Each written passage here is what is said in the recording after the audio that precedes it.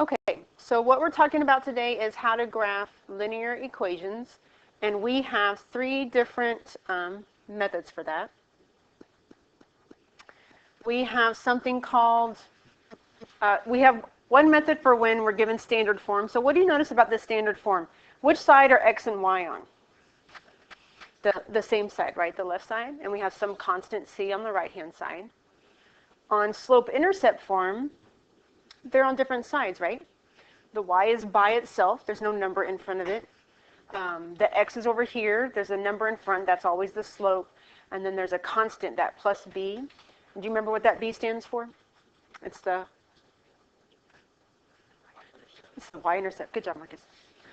And then over here for point slope form, the reason it's called point slope is because there's a point.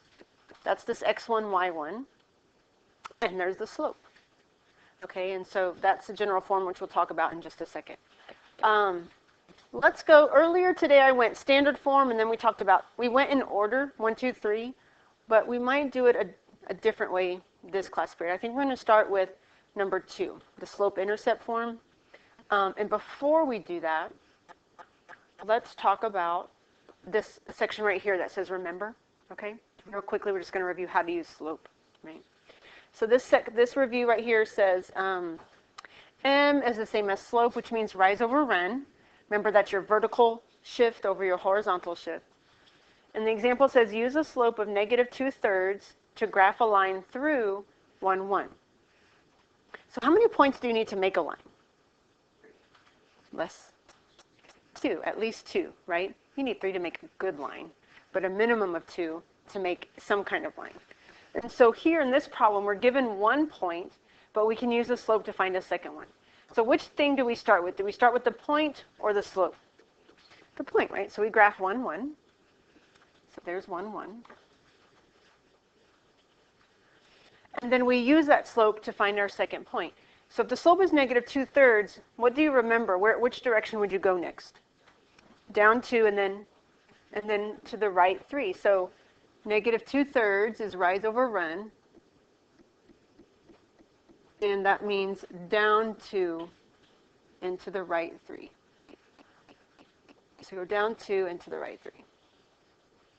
And then and here's how I want you drawing your lines. I don't want you to just leave the 2 points. I want you to connect them, but not like this. I don't want that. That's not a line. Do you remember what that's called from geometry? It's a segment of a line. So to get full credit, I want a line that goes through the points and has arrows on the ends, because that represents there are infinitely many points that satisfy that equation. It goes on and on forever. Okay, so I would want something like that. So having talked about that, let's start with method 2, the slope-intercept form method. I have this graph.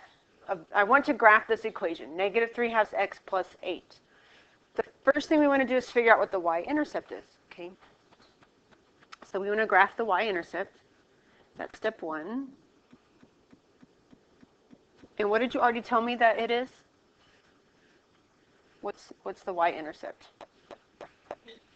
B, which is the 8, right? So the B part is the y-intercept. In this particular example, it's 8. But as a point, it's this. It's 0, 8. So we go graph that, 0, 8.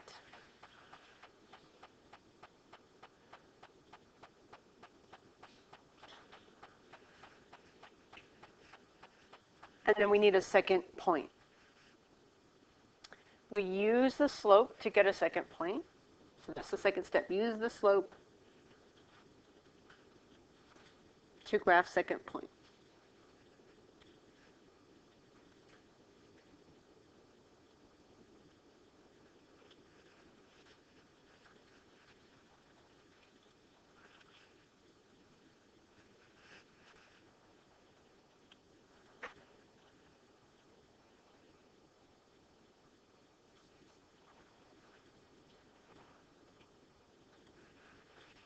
So the slope is negative 3 over 2. That means we're going down 3 and to the right 2. down 3, 1, 2, 3, right 2. And if you just left me those 2 dots, am I going to circle that for partial credit? Yes, because what are we actually graphing? Lines, right? So I want the line that goes through the points, and I want arrows on the ends. That is the graph of a line.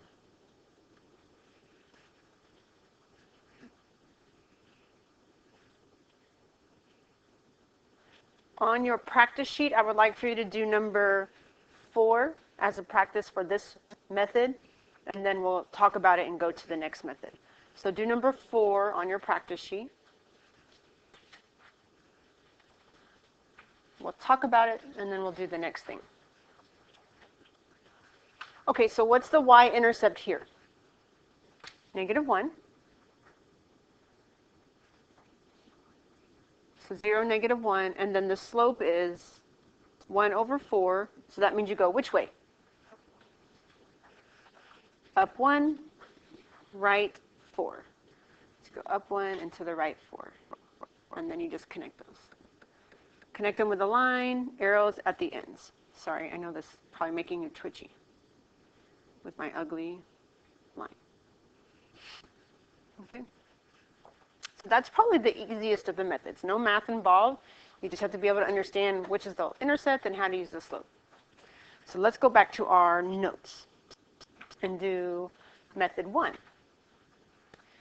The standard form method, so you'll notice it's not easy here to just pick off a point or pick off a slope because it's not written in that form.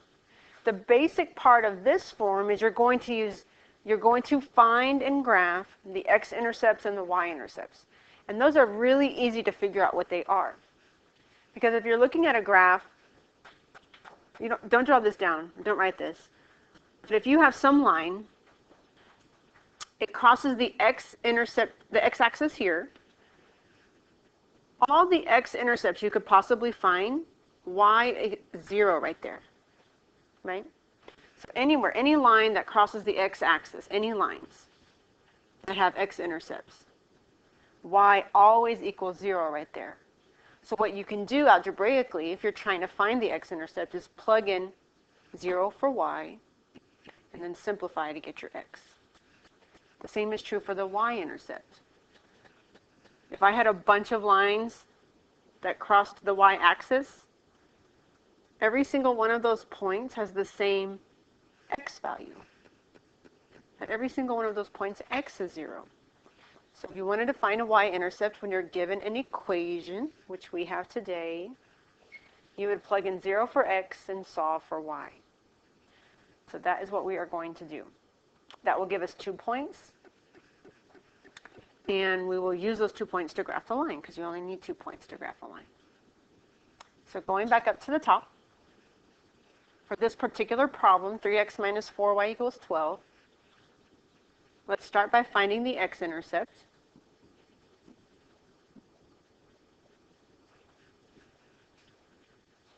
Now, do you remember what equals 0 on an x-intercept? Which one, x or y? Y does, right? So you will let y equal 0 when you're trying to find that one. So I go to the original equation. I plug in 0 wherever I see the y.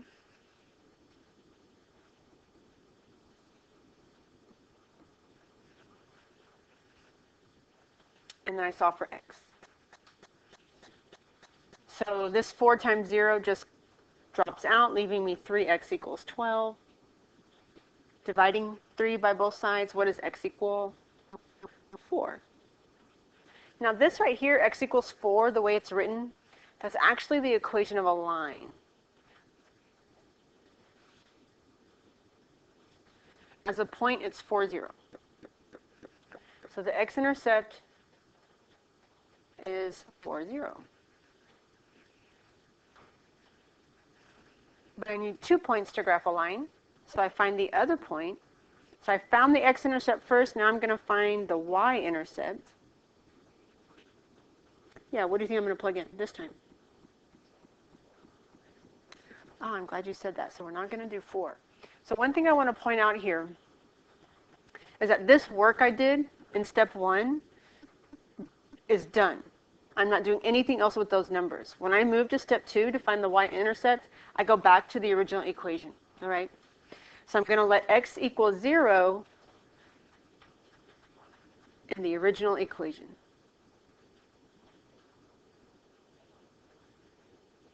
So we have to sort of like almost forget about that work we did a second ago in order to do this new work. So I go back to the original, I put 0 in for x, and I solve for y.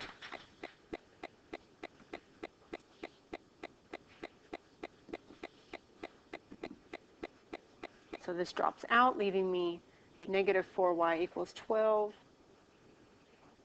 y equals negative 3.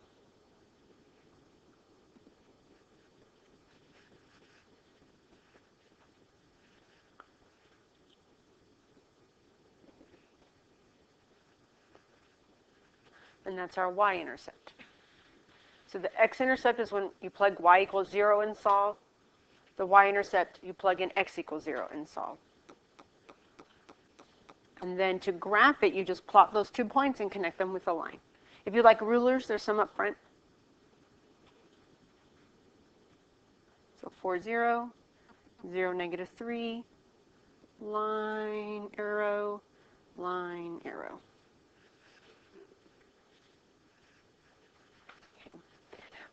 To practice that method, please do number 1 on your practice sheet. Take a few moments to do that. Krislan, tell me how you started, please. What's the first thing that you did?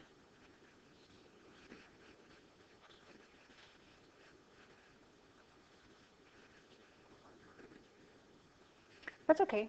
I'll get you started. What is the first thing that I did here? Let y equal 0. Okay, so I go to this problem. I let y equal 0. And here's the math for that. That gives me 0 minus 5x equals negative 10. And then that goes away because it's just 0. So how do I solve for x after that? Yeah, divided by negative 5. So that means x equals 2. So I have this point where x is 2 and y is 0. So that goes here. And then if I started by letting y equal 0, what's the next thing I'm going to do to get the other point?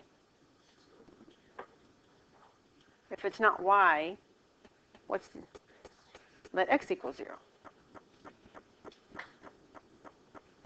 So I go back to the original equation. I don't care anymore about that math I did a second ago. I'm done with that. So I'll go back to the original, let x equals 0.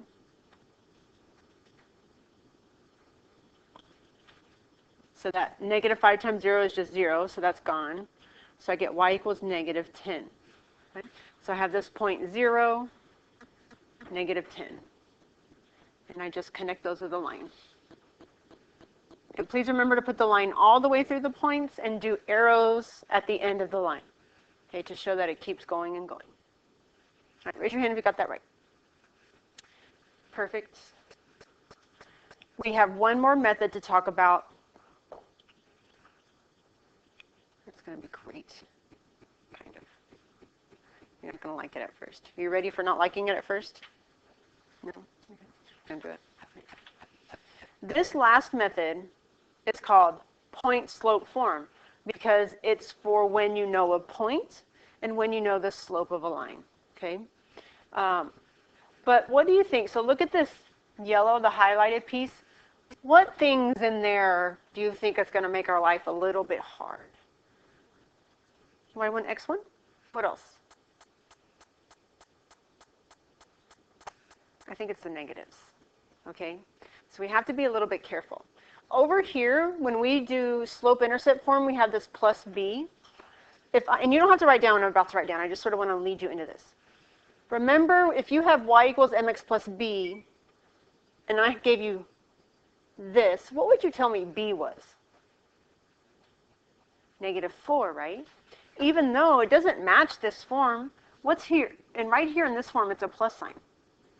Well, here it's a minus. You knew to take the opposite sign. But if you look at this form for point slope, there's no pluses, there's minuses. So you're going to have to be taking the opposite sign than what you're used to doing, all right? So for example, this example we have here, y minus 1 equals 3 times x plus 2. What I need to pick off of that equation, the information, for one thing, I need the slope. What's in place of m here in that form? The 3. The 3 is in place of m, so it's easy to figure out what the slope is. Okay, so find the slope.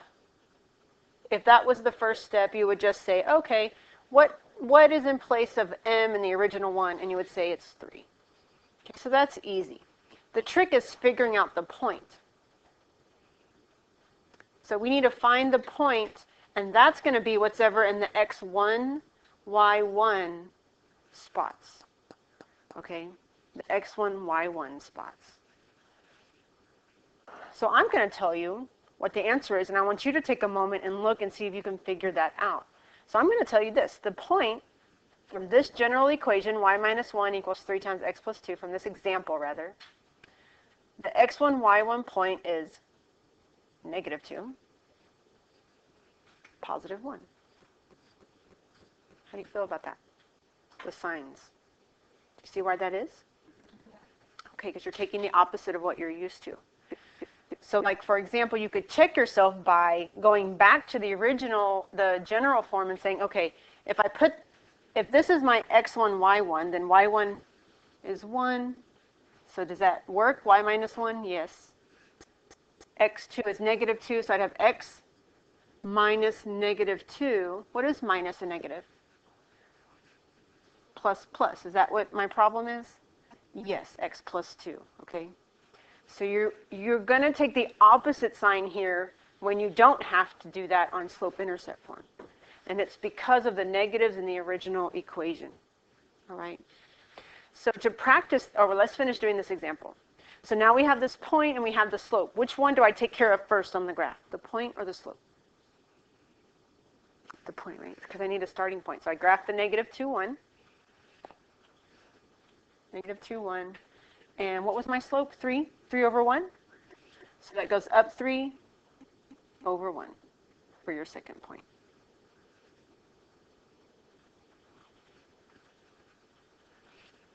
Now on your practice worksheet, what I want us to do together, the other two methods, I just gave you one problem to practice. But real quickly, I want us to talk on all 3 problems for this section, what the point is. Okay?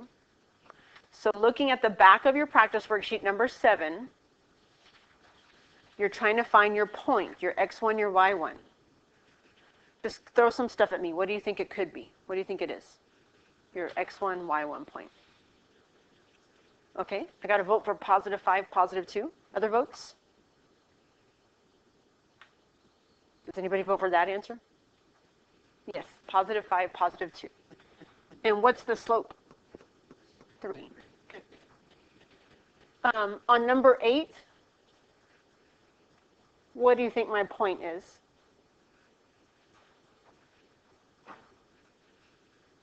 On number 8. Negative 5, negative 6. Perfect. And Marcus, what's the slope? Okay. Raise your hand when you think you have the point for number 9. Okay, thank you. Thank you. Thank you, thank you.